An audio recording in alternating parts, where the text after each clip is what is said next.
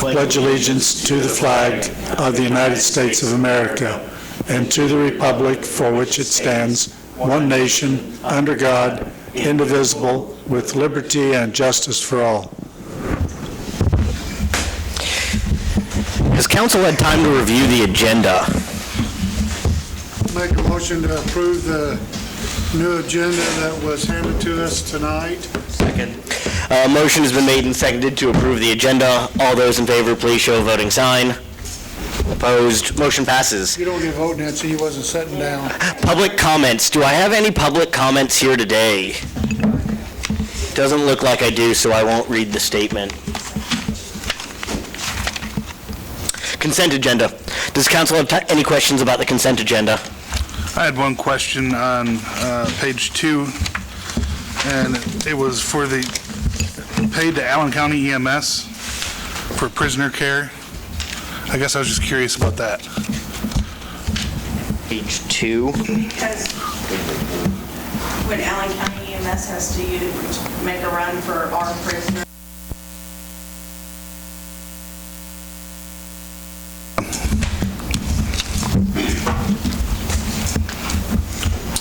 I'll make a motion to approve the consent agenda.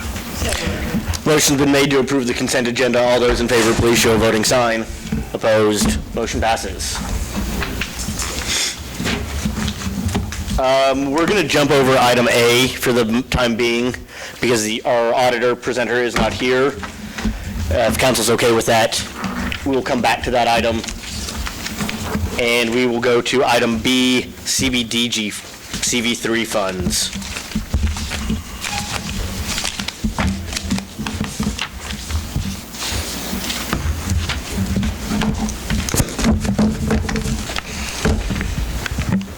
So I have sent all the documents to Roxanne. There are 3 businesses who supplied all the necessary documents to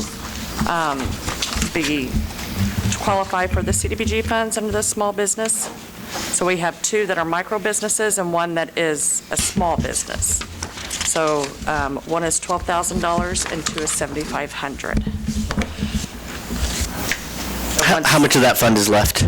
After this, it'll be $123,000. So quite a bit. And what's the deadline? Not until next year. Okay.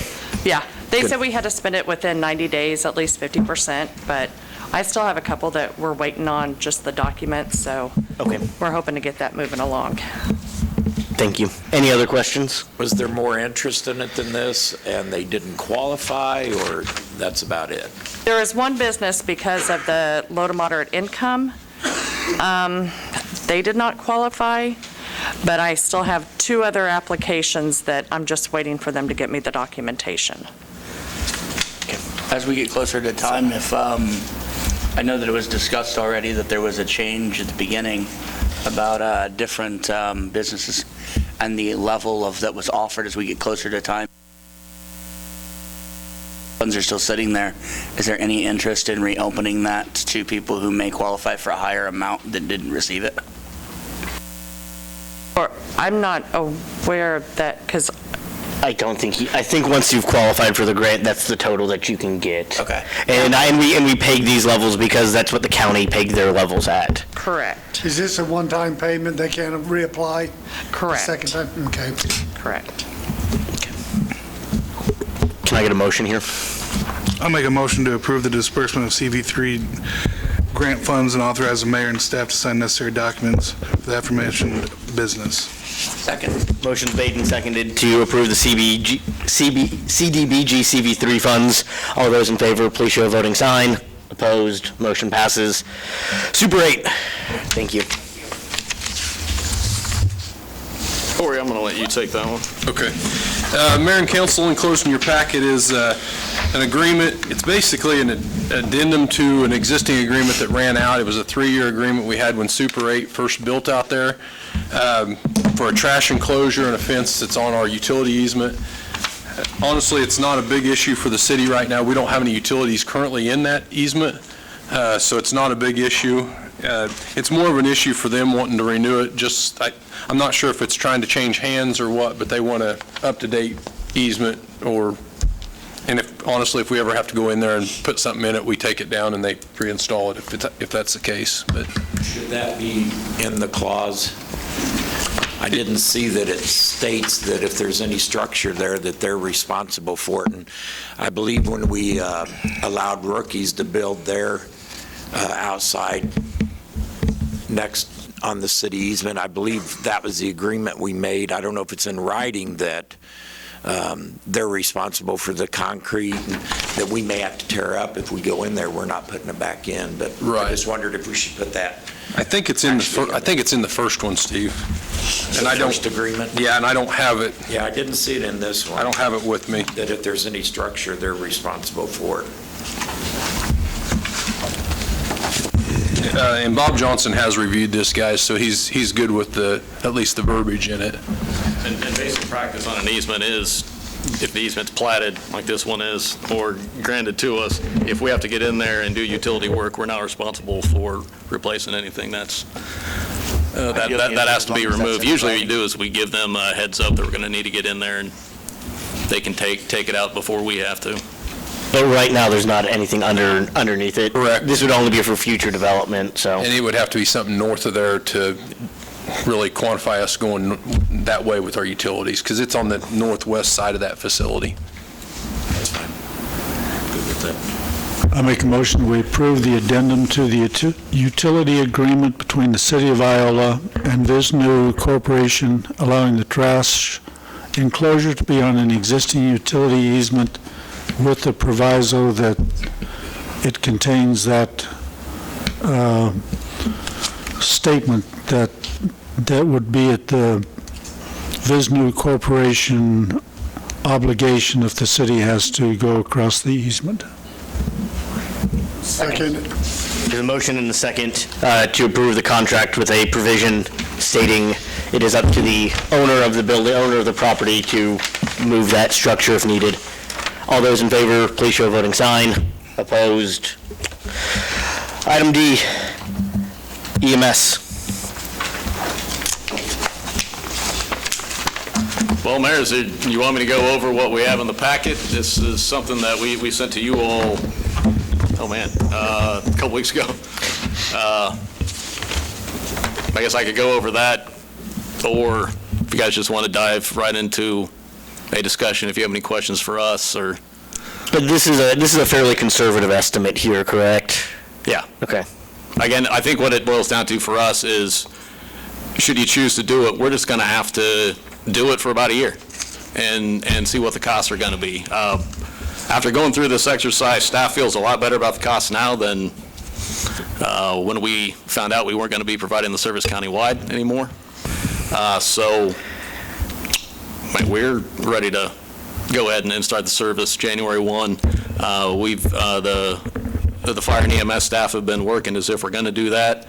They have a outline date of steps to take to get ready. I think we're ready to go January 1. In fact, we'd be ready to go December 1. Well, Something I saw today. Hold on here. We did get our audit. Is that our auditor, correct? Yeah. And they do have another meeting to go to. Is that correct? Can I make a motion to table this until we're done with the audit real quick? Because I figure this is going to be a minute on this conversation. Motion to table until the auditor's review. Second. Motion's been made and seconded to table until the auditor is done with their review. All those in favor, please show a voting sign. Motion's tabled. Thank you, I do appreciate that. And sorry I'm a few minutes late. That construction south of Garnett is no joke. There's construction? Do you do the state's audit? I do not. I may need to look into that. I think you should have to come back down here again, just so you plan ahead. It seems like every time I come down, they make me wait longer and longer there at that flag stop. So my name is Sean Gordon with Gordon CPA. We are the auditors for the city for 2020. I'll go through the audit report that you have in front of you, the bound copy, kind of go section by section, point out some of the highlights of that audit. If you have any questions, feel free to stop me along the way. Starting with pages 1 and 2, this is called the Independent Auditor's Report. This is a two-page presentation of management's responsibilities for these financial statements and then our responsibilities for these financial statements. And if you flip to page 2, the second paragraph down, there's a italicized heading there called unmodified opinion on the regulatory basis of accounting. This is just kind of a wordy way of saying that the highest and cleanest opinion we could give the city for 2020, we did. So it's an unmodified opinion, meaning that there were no issues, material issues found or discovered in the city's financial statements for the calendar year 2020. If you flip forward to page 3, this is called the Summary Statement of Receipts, Expenditures, in Unencumbered Cash. Here you'll see all of the funds of the city on the left-hand side. Then you'll see beginning cash, receipts, expenditures, and then ending cash. Down at the bottom of that right-hand column, the ending cash balance column, you'll see the total cash that the city had on hand at 12/31/2020. Flipping forward, the next section is pages 4 through 11. These are called the notes to the financial statements. Here we discuss information such as city's involvement in the Capers Retirement Program, the city's accounting policies, long-term debt information. This section is mostly the same as what you've seen over the past few years. Usually there's a few minor changes or at least one major change, but that was not done for 2020 by the state, probably due to COVID. So you may expect some changes next year for that audit of 2021. And then the final section in your bound copy is pages 10 through 36. These are just more detailed breakouts of the funds that you saw on page 3. Most of these pages will have a comparison to the prior year, which is 2019 calendar year, and you'll also see a comparison to the budget that was adopted for 2020 in any of those funds that are budgeted. We did not have any recommendations to communicate to the mayor or council this year, which reflects well on the management of the city's finances by everybody involved in accounting and finance department, including Roxanne and all of her staff. If you have any questions on that, please let me know. I noted it was fairly clear-cut, good report. Council have any questions? If not, I entertain a motion at this point.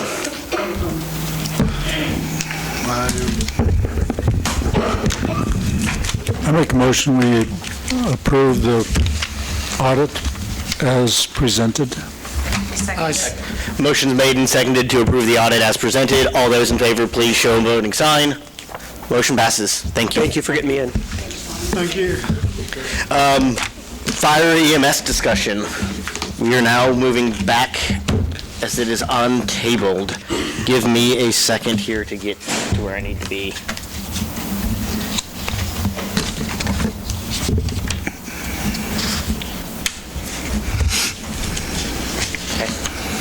Continue on, everybody. What questions, comments? I was going to make a comment. Looking at this report that the fire people and Matt and Roxanne and Corey put together, I was surprisingly surprised to see the numbers as low as you guys have projected them. I was expecting a hell of a lot higher. And that's one reason why I kept saying, I wanted to wait and see dollars before I made a decision, but this come in way below what I was expecting. So kudos to you guys and the firefighters for coming in with these numbers. And again, those are fairly conservative numbers, which I always thank staff for doing. I'd rather be under budget than over budget and having to figure out. But again, this is kind of a guessing game on staff's part. Currently, how many do we have? I see that this is based on 22. 25. So we've currently got 25 on 24. 24? 24. So what happens to, what happens to the two over? We just go by attrition. Okay. We're not going to let anyone off. Okay, that's what I was wondering. So at this point, it will be 24, and if somebody leaves, then it would go down to 23. We wouldn't rehire again, 22, not rehire. I understand, Nancy, that we're going to be losing 2 within the next couple months, 2 employees.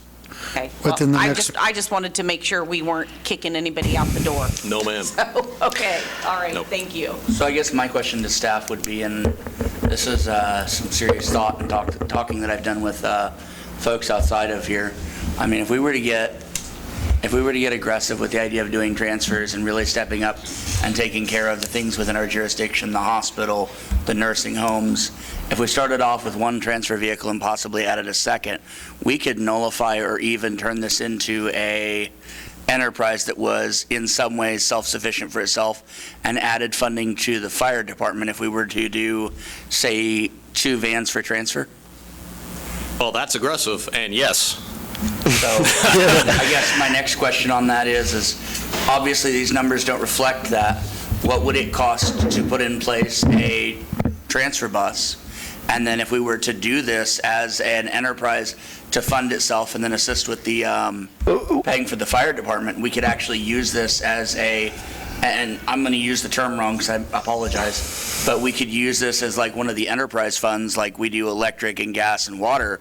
Technically, it could start building on itself and replacing its own equipment. Technically here, on the fire EMS, it's one service. Okay. That it is one department. It is not 2 separate departments that are run separately. Every firefighter is an EMS. Every EMS is a firefighter. Okay. It is not like electric generation versus electric distribution that we've separated out.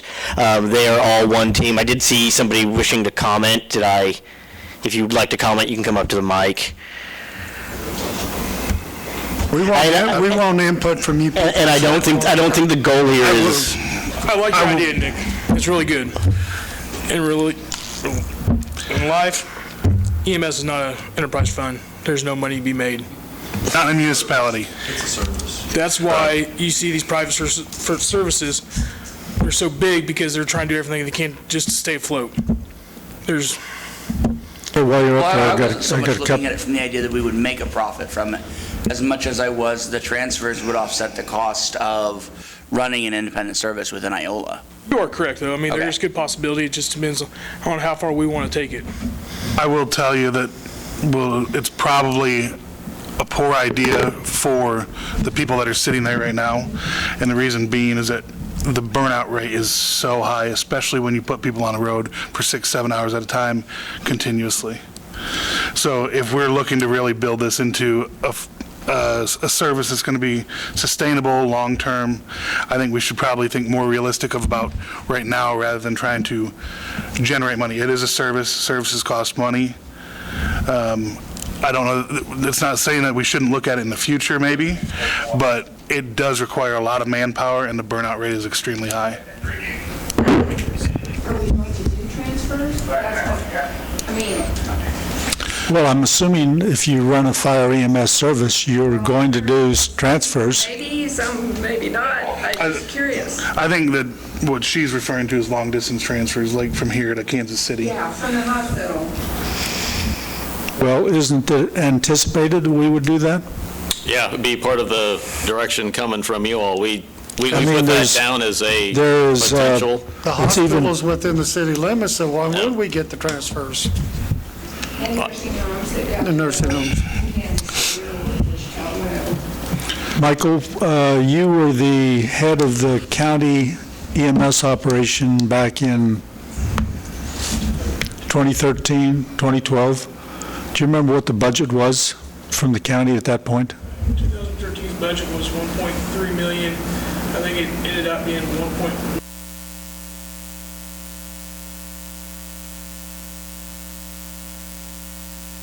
Well, I've done some talking with a number of people in town and the men and women sitting over there, and the 2 things I would like to see come out of this situation, if we go this way, is one, I think if we do this, I think we need to have an outside party do our billing for us.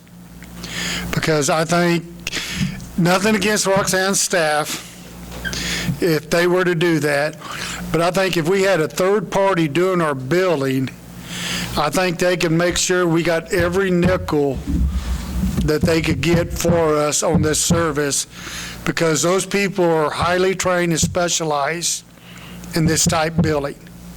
So I think we need to go that. Increase our cost though? They take off the. They take a percentage of what they collect. And actually, when Matt and I were doing the figures on that, it's going to save us money doing that way. We couldn't afford to pay somebody full-time wages to do it. I'll say, Gene, that's the plan. We choose If to you do it, have them on that's staff, the you're plan. paying somebody not only whatever you're paying them a year or hourly, you're paying all their benefits and everything else. Didn't we have a service like that before? Hadn't we gone to one like that, Roxanne? We did not. We did it. There were people at the I know fire we department that discussed actually did it. Yeah. And when I was at the fire department, we pushed for that to happen, but it never did, and we lost hundreds of thousands of Right, dollars. and part of it is these are aggressive collectors. When you're talking, they're making the phone calls to get these funds collected. They are aggressive. So, right, but it's not just insurance. They're going to be aggressive with whoever that customer is as well, and it's not one of us being aggressive with somebody that you're going to run into at Walmart. They get paid off a percentage on what they collect in revenue. And the second thing that I would like to say is, all of our other departments have a 5-year, 10-year plan in place. I think with the fire department, we need to sit down, and EMS, we need to sit down and do that same timeline with them as far as we need to start looking for new facilities for the fire department, whether that would be a fire department, city hall, police department combination, or a new fire department in a different location or something. We need to sit down as staff and council and come up with these long-range goals within the next year, so those people have a direction and the city have a direction, knows what we need to be doing, where we need to be setting money aside for either buildings or whatever. It's just like the electric department. They got a long-range plan for replacing poles. The water and gas, they got a long-range plan for replacing lines. Does the fire department, do they have a long-range goal plan as far as new buildings and this and that? As far as I know, no, they don't. And that is something we really need to take to heart and sit down as staff, council, and the fire department, EMS department, and start looking at as soon as possible. That's what I got right now. Carl? I just wanted to clarify some assumptions. This budget assumes that we would use the existing 2 ambulances we have, Yes. which are, what are the year of those 2 vehicles? 95, 96, I just heard behind me, yeah. And from what I So it does not include any replacement costs for those 2 ambulances in this budget? No. So the county has been paying us somewhere in the neighborhood of $1.01 million, right? Right.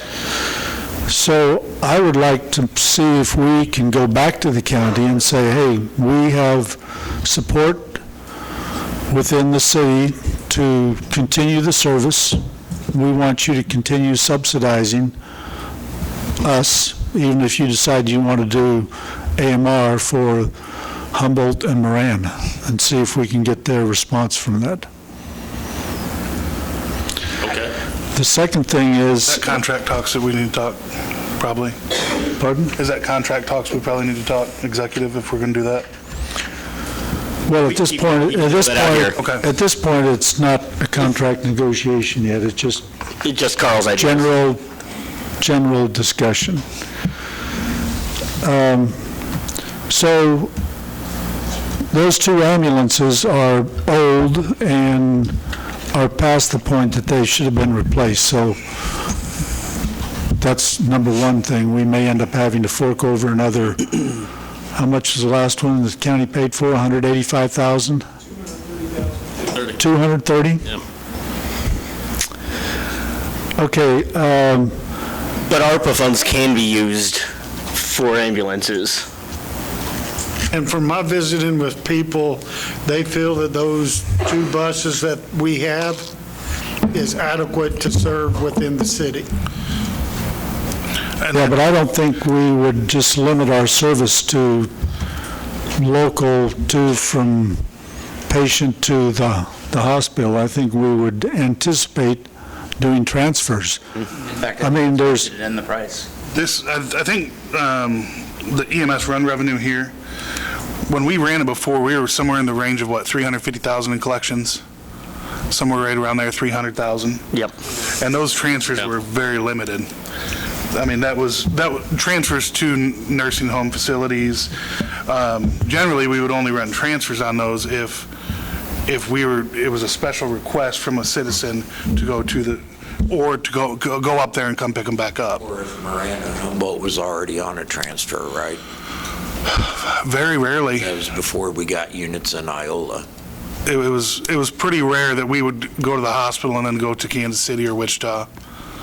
So those numbers are, the 225 is a very, very low conservative number. Because that doesn't factor in any inflation from the last 7-8 years. Yeah.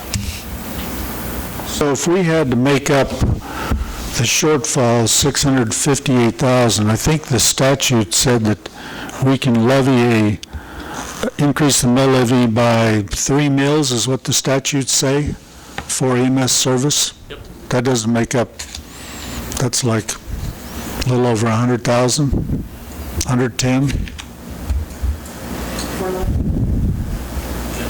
More like 90.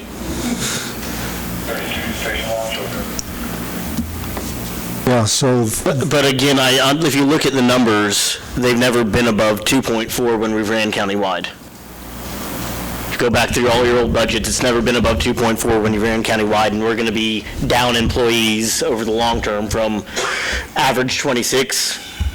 So, I mean, those numbers are a bit high. So if we look at the shortfall and then figure out what the county is going to, or what their anticipated expenditure is going to be for AMR, that's an additional 1.4, let's say it's 1.5 plus our shortfall is 658,000. That's quite an increase to the residents of Iola.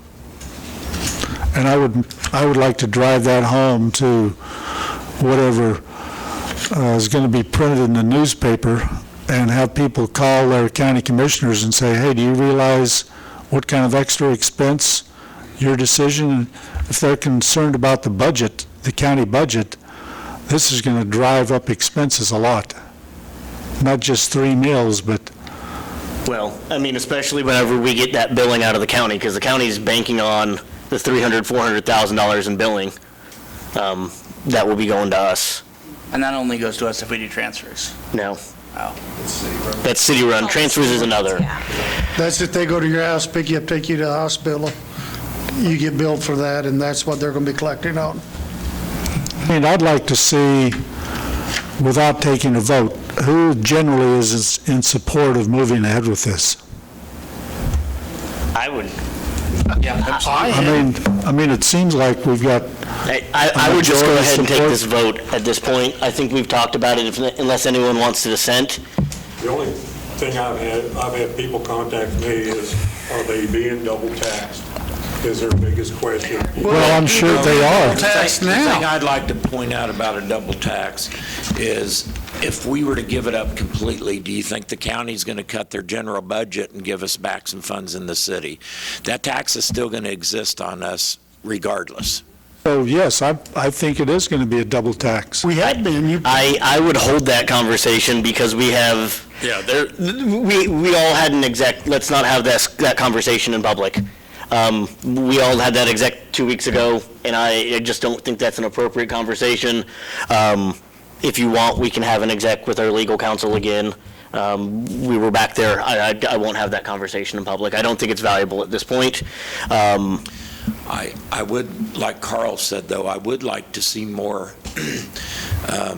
members of our community involved in our process here, not just on this issue, but, there was a lot of exuding behaviors when we first went to an 8 council, and people were involved for quite a while, and that's kind of fizzled off. And I've had 3 people contact me regarding the EMS issue, and it was 3 people from the county.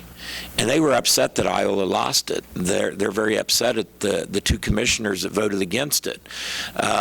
Really, the only thing I'm getting within the city from a couple people is, boy, it's a tough decision, and I wouldn't want to be in your shoes, but I trust you guys that you'll make the right decision.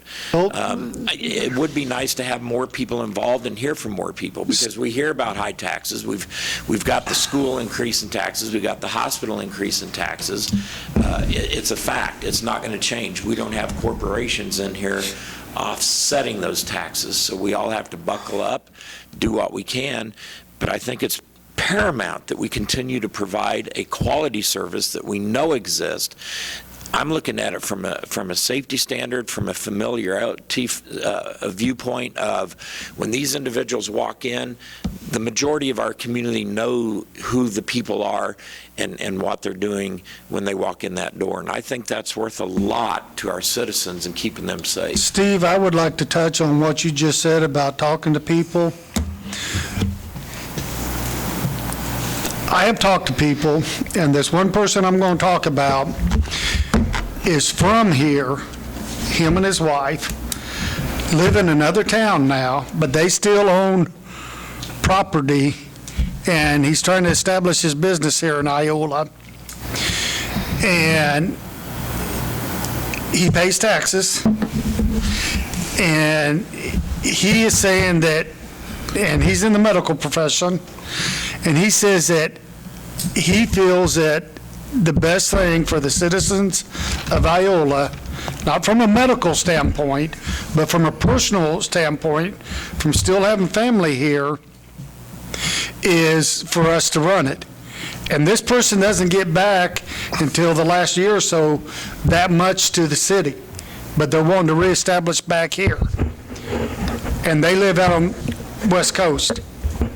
And if this has made their way out there, and they're concerned out there what the citizens is doing and how they're being treated, that goes to say that, you know, it's just not the citizens of Iola that are concerned.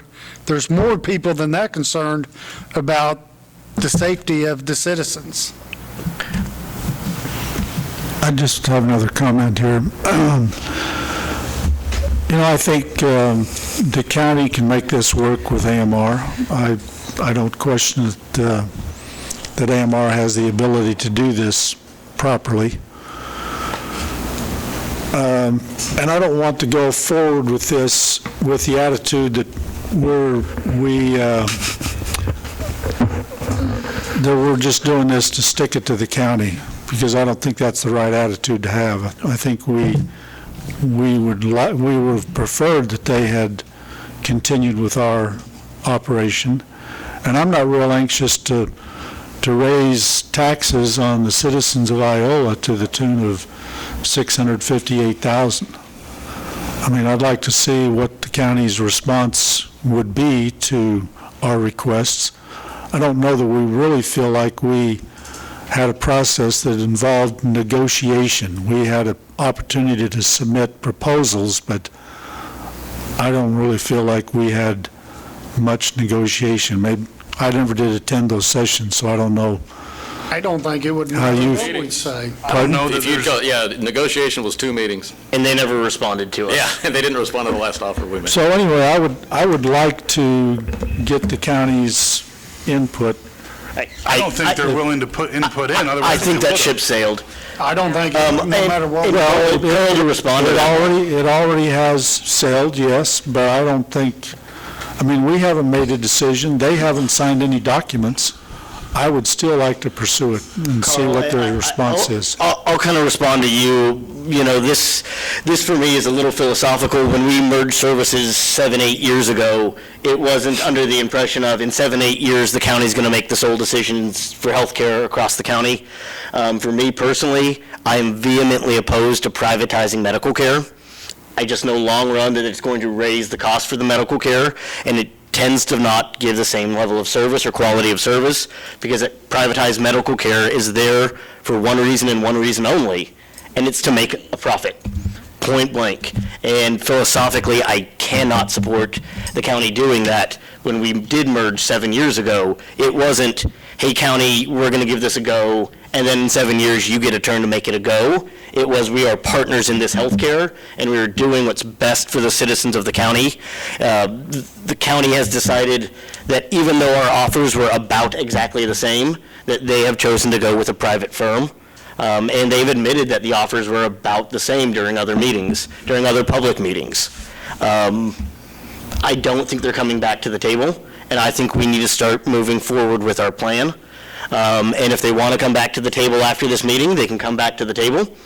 If not, I think we need to be prepared. We already know that, and as staff said, that it's going to take a year to get true numbers on this. I think in our best interest and stewardship of our citizens, we need to give it that year and see how it goes. I really think the 2.4 is very high. I think it's going to come in much lower than that after everything's said and done. The Titanic is sinking, is the way I look at it. Ron, do you want to make me, if there aren't any other comments, Ron, I'd like you to make me a motion. I will say first, though, that I know how companies such as AMR they do work, and I'm not prepared to let any citizen in the city wait 30 minutes for an ambulance. And I think that this is about the only way that we can go to protect ourselves and our citizens within the city and where else we may go. I think that we need to start looking at the ARPA funds for the ambulance so we can start getting one secured and getting it licensed. And with that being said, I would make a motion to move forward with providing EMS in the city of Iola. I would second that motion. A motion, second is made to provide the EMS service within the city limits of Iola. All those in favor, please show a voting sign. Opposed? Motion passes. I just want to make a comment here. I would like to support this, but I'd like to get another response from the county before I make a final decision. But be that as it may, at this point, I'd say do not support that increase of $658,000. I would agree. I don't think that the $650,000 is where we should go, but I definitely think we need EMS in the city. And I think that by doing transfers and having that available as an option, we offset that cost. And Matt's agreed that that would be one way of offsetting the cost and not seeing that $650,000 increase would be to expand and do that. I would like to make one last. The 658, though, that's not including any revenue that we're going to make. No, I agree. And so that number is probably a lot closer to 350. And when things are going to start attriting out, and these numbers are very conservative. They're conservative, and they favor the city doing EMS. Right. So, yeah, I should clarify that the projected shortfall after EMS run revenue, which was 225, was 433,000. And that's a pretty conservative estimate of run revenue. But if we, and this is just my opinion, but $400,000 is a lot to take when we know that we have a solution that would reduce that number. I mean, it would be nice to take that much money and put it every year towards a new fire station or something productive. I would like to make one last closing. Hold on, Mark wanted something. We are kind of going down a rabbit hole, and we've got one other item on this that Ron wanted discussed from last week. The only thing I've got to say is that, I hope more citizens let us know what they think and, what they want to get into. And like I keep coming back to is when AMR takes over, are we going to keep them out of the city? Because if they come in with their AmbuCare, thing, are we going to tell our citizens, no, you cannot sign up for it, even though it will save you money? How do we work that around? I haven't got an answer on that. So. And we've done some research on it. I don't think there's any way we can tell them they can't sign up for that kind of service. And there's really no statute that says we can't tell them to do that. So if they choose to do that, that's their choice. So that's going to be kind of a mess to try to, that's going to be up to the 911 center. When they dispatch, they're going to have a list of people, and that's going to take revenue away from us. Probably not much at first, but I think it will grow as more people find out Yes, about it. Mark, though, my thoughts on that are, When I need an ambulance, I need an ambulance, and I'm not going to wait for 911 to look through a list to see if I'm one of the people that have paid for whatever it is through this other company, and now I'm waiting 30, 40, 45 minutes to an hour. So I would hope that in an emergency situation, in a situation where you need an ambulance, people are thinking about their health and well-being and the safety and the emergency, not, am I signed up for some service? We're asking them to take time to find out, are you in the city limits of Iola or are you outside the city limits? Hold on here. We are down a rabbit hole on a motion. We are down a rabbit hole on a motion that has already been made and seconded and passed. The other item on this. I would like to make one comment on this, John. Okay. And it's just short and brief. I would like to thank the staff and all the firefighters, EMS, men and women that worked on this situation and that hung in with us. I'd like to say thank you from my heart for all that you guys have done on this. I appreciate it. We do have one other item on here, and Ron wanted to discuss last week, but we kind of got ourselves into some weird partly pro gray area, and that's about the appointment of an interim head and how you want to do that, if we want to do that, if we're fine letting the 3 run until we appoint a permanent head. That was up for discussion last week. I don't have a good answer. I would say that probably moving forward with a service like this, we probably need to have somebody that we go to that's going to be making the decisions, somebody that's going to be in charge of things. As of right now, if you ask somebody, you're getting one person's opinion. If you go tomorrow, it's a different shift on. It could be completely different. I think we really need to have somebody that's a strong head that's going to be able to point things in the right direction as we make this large investment into this community. Have we started the process of... And when are we looking at? Yeah, have we started the hiring process? We have not, because we done didn't know about Yeah. EMS. I didn't know what service we were going to provide. But Okay. now that we got direction, it'll start tomorrow. So we need to do that ASAP, and I really think that we need to make sure we do a thorough search this time. Thorough background, thorough. I brought up the question to Matt, and I don't know if this is relevant here or not. If it's not, just tell me to shut up and I'll shut up, but... Shut up. Thanks. No, the idea of a restructuring of city departments, a director of health and human services, or a director of public health and safety that would be over the fire department, the police department, EMS, and would kind of act as a mediator for all 3, combining the utility and a director of public utilities and kind of restructuring the way that we run it so we don't have, not that I would say anything wrong with our current department head. We are... I think that's way out of... We were way off task there. I guess the question here for the council is, do you want to direct staff to appoint a single interim head, or leave it with the 3? That's the question at hand. Well, how long would it take to get a new chief on board? 6 months? God, I hope not. I was thinking 2. You keep it open for a month, see what kind of applicant pool we get, and if it's not a I think go. stability is important, and I agree with Ron that it'd be nice to have one individual that you go to that's in charge. For right now, I feel that's the way we need to go. It needs to be more stable. Kim? Nancy? I'm kind of torn. I don't think it's bad for the 3 of them that have their shifts, that they're in charge of their shift, and I don't know why those 3 can't discuss things together. It's not like it's 25 of them, so I don't know. I'm not in the, I don't know. I think it'd be nice if they had one. I think all 3 of them are capable, but I think when it comes down to it, you're going to get a different opinion each day if you walk in here. So. If you ask 3 people the same question, you get 3 different answers. Especially on 3 different days. Yeah.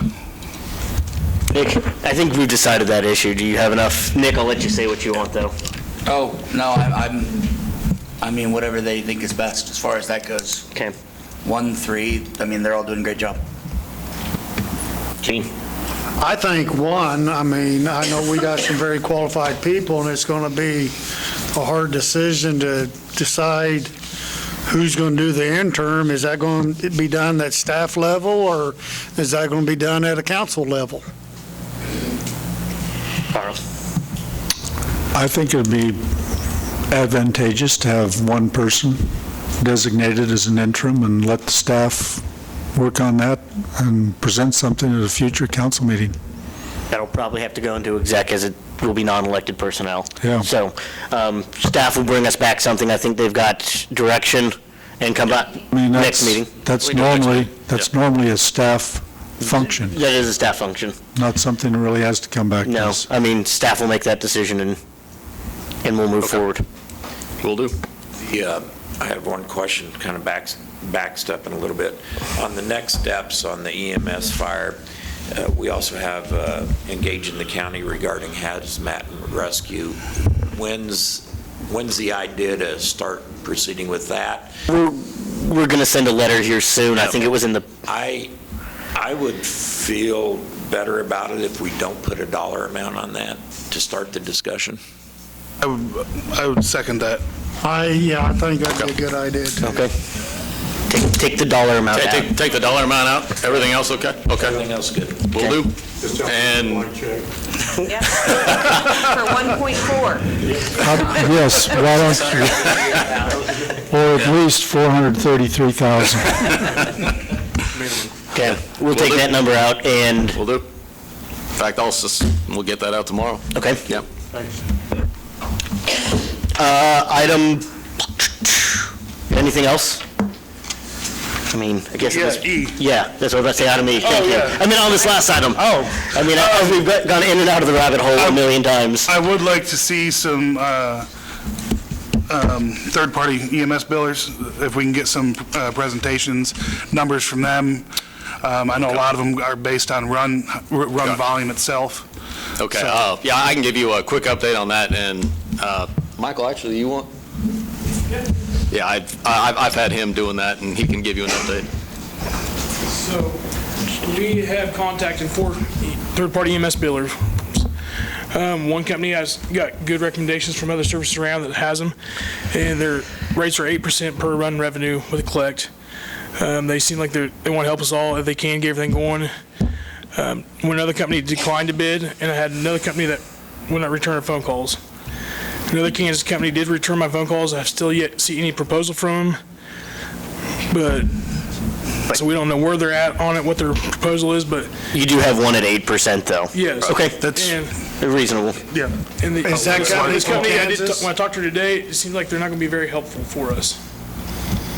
The one with 8%? No, the other one. Oh, yeah. No. Okay.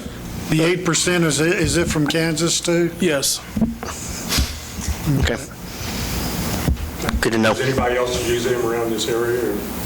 That's where I got these names from, was services around Kansas that use them, and I Googled search on a couple of them. Columbus is Columbus was a reference for that company. That was the closest reference.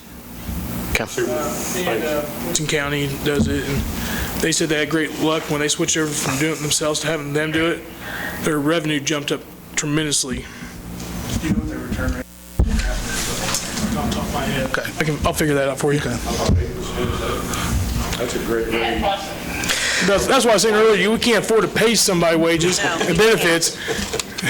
Yeah. I was thinking like maybe 15% on, That's not what we were 8%. thinking too, originally, or a little higher than that. Item E, let's move forward. Item E, assistance. Thank you, guys.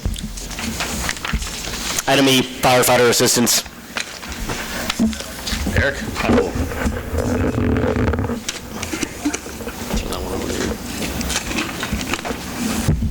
Give you a little history. Since 2003, we've applied for many of these grants. They're very competitive. We were first awarded one in '03 for the tanker.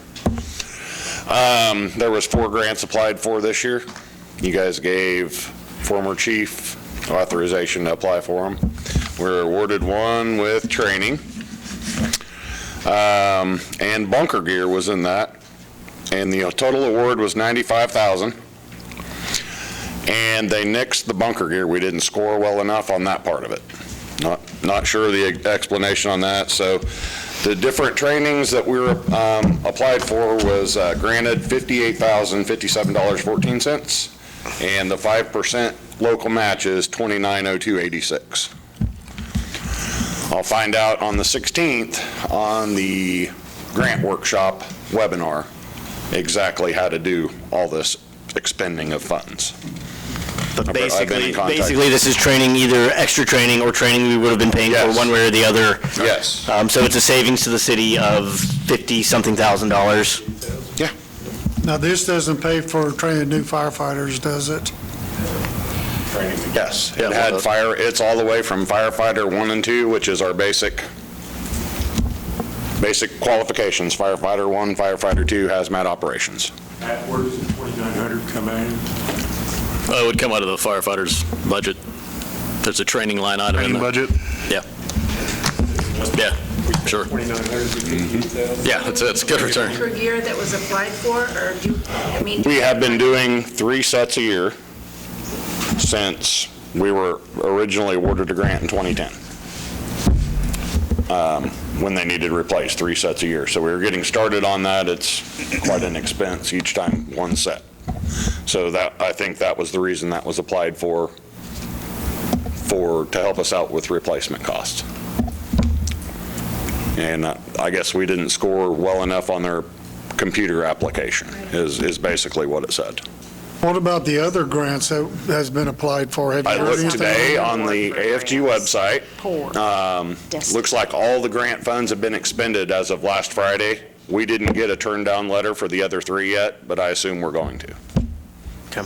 That's just an assumption on my part, but it's, all the funds were expended, and there was a total of 1,890 grants given throughout the United States, and 315.6 million.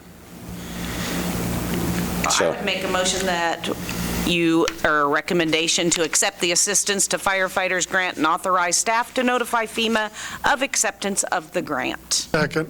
Motion's made and seconded. All those in favor, please show a voting sign. Motion passes. Counselor and Administrator reports. Who wants to go first? I'll go. All right, go for it.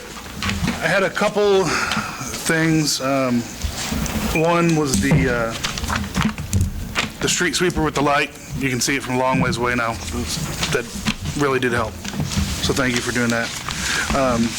Matt, I had wrote you about, somebody had made comments about the weeds on the square. And I guess I had never paid attention, generally because when I'm through town, there's always cars parked. And so I started looking, and I think there was one place that I found some ragweed that was almost 4 foot tall, growing in the sidewalks. And I think we should probably start something, if when you go around the square, start looking, there's a lot of weeds. And we go through and we water all the plants and everything, but there's weeds growing right next to it. We have weeds we have to pull all the time growing in the sidewalk, like tall ones. Yeah. Tall, let's spread I mean, it. so maybe once a month we can get, I know they're busy as it is, but it'll probably take 2 guys 2 hours to go around the square and spray for the weeds. It really does look crappy when we're trying to, we got the billboards coming into town and say the world's largest square, and then you get there and it's full of weeds. So I did see that. Terry Sparks had gotten a hold of me. I don't know if he had gotten a hold of anybody else, but he had, a while ago, we had talked about parking there, and there's some issues that had come up with it, and the farmer's market has come into play with that because they can't park there during the certain hours. And I sit back and I think about if we really need to be as strict as we are on the parking limitations. And I guess the reason that I say that is that he said that he had put $600,000 into our square to remodel those lofts. And I understand that it's a private business. But I also sit and think about what kind of incentives would we give to a business that would invest $600,000 into the square. And he's really just asking for a couple parking spots. So I think maybe we should have a discussion on that again, and be a little bit more lenient. I know snow removal and cleaning was some of the issues, but snow, it only happens a couple times a year, and the cleaning, I mean, they can go around. They shouldn't get that dirty if the cars are parked there. That, and then I had somebody else, I had Jim Toggington contact me as well about parking around his building there. They had on the north side of his business there, they have 2-hour parking from 5 to 8, and I guess some residents of a neighboring apartment have kind of started parking in his parking lot there, and postal workers have started parking in other places, and he was wondering if we could do away with the 2-hour parking from 5 to 8, since there's not really any businesses around there that need the turnover anymore. So, I think we should just- I think at that point, we should just have a full conversation about it again. that's fine. It's not going to be pressing on there, but we'll get to No, it. that's fine. Okay. So are we fine with reopening that can of worms? And the only reason I'm leaning to say yes on that is because we said we'd rediscuss that item after we made the first proposal. So we'll add that to a future agenda, not pressing. Ron, anything else? No, thanks for everybody we told you that we were fighting for you guys, and sometimes you can't see all the wheels in motion, so thank you. Carl? Nothing. Gene? I'll make mine in a minute. Nick? I had a question come up about flooding on the south side of town again. I think it was East Broadway, down on the 600 block. I guess they re-gravelled the driveway, re-gravelled the alley, and there was concerns about that increasing flooding in yards. I had sent that over to you, Matt. I think I showed you the photos of it. There was some concerns there, and then it's come up a couple of times with the PD here in town and ACARF. I guess dogs are being picked up, and instead of being scanned for like a local owner or anything like that, they're just being taken out to ACARF and dropped in the pen. And the segue to that is that people are having their dogs picked up on Friday night, and they're not able to pay the fee to the city until Monday, which means the dog's you just kind of sit there, and ACARF's limited on pins. So I didn't know if there was anything that we could do as far as making that bill payable online, or allowing them to pay it at ACARF and then pay it back to us, or how that process would look. But I know that ACARF's pretty full right now, and they've had a few people make some complaints that their dog got picked up here in Iola, and they had to wait until Monday before they could get their dog back. I also know, though, that if you tag it with the city, they're usually pretty good about calling you if you have the city tag on it, which you're supposed to do if you have an animal here. It's like $4. My little escape hound has definitely been picked up once. So, but I think we can look at that process. I know that several years ago, I had a dog that spent a weekend at ACARF. It's a hotel. Hanging out with the I don't know if they call it 3 hots and a cot. Are you, anything else? No, that's it. I want to thank everyone that showed up on Saturday for the 9/11 walk-in memorial. I want to thank everyone that put that on. I want to thank the firefighters and police officers who read, but particularly that was really driven by Iola Reeds, and they did a wonderful job of including the community and getting the community out to remember a tragic moment in our nation's past. And I want to thank them for inviting me to participate. And again, everyone that showed up and participated, it was nice to see everyone out there. That's it for me. I noticed they were working on the street lights around the square and stuff. They're Yes. looking good. And I subscribed to Time Magazine, this week's edition. If you get a chance, look on page 53. It's called Behind the Wall. It's on the Attica riots and the prison system. On page 58, we got an honorable mention. They were talking about the governors using prisoners and stuff, and it says in there, Iola, Kansas uses incarcerated women at their local Russell Stover store. It's not a very good line, but we did get mentioned, so. Man, we're moving up now. I know I brought this up a couple of weeks ago. It was brought to my attention again by somebody in the area. Mosquito spraying needs to be after dusk, after the sun goes down, to save bees. If you spray when it's still light out, it's not going to do as much good for the mosquitoes, but it's also bad for the bees. The other thing that was brought to my attention is the ditch, when you go around North Walnut Road East, the ditch that leads down into it's kind of between the houses going toward the cemetery. Those weeds are probably taller than me in that ditch. I don't know if that's been addressed yet, and I generally thought that those were taken care of by the city. I don't know if they are or if they're homeowners that are responsibility, but it is terrible looking. So just, you know where the little park is? Yeah, it's that ditch over that way. And I didn't know who did, but it's really, really bad, so that's all. Oh, congratulations on anniversaries, and Eric, 22 years, so congratulations. Getting old. Nothing. Kim? What did they find out on Wesco on the structural situation? I don't know if Greg got the report yet or not. Kim, I know that I'd be afraid to be in there. property owner had a structural engineer in here Tuesday, I believe, last week, to do an investigation, and they felt comfortable enough that all the stores adjacent to it are good, and that was our initial assessment when we were in there that night. So every indicator is that they're working on the process to try and fix it and rebuild it. At least that's what the indicators I've got from the owners, so. Rebuild that spot? Yeah, that's what they tell us. It was in there. Okay, I've had about 4 people, including myself, that live on South Washington. That east side is like driving on a country road.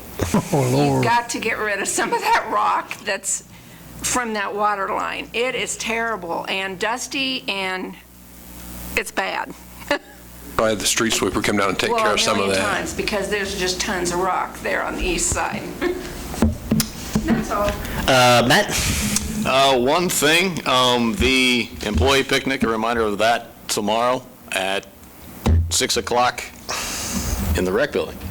Right, okay. That's all I have. I make a motion that we adjourn this fun meeting for the night. Second. Motion's made and seconded. All those in favor? Opposed? Motion passes. You gotta be opposed, in favor just one time. Gourmet barbecue would be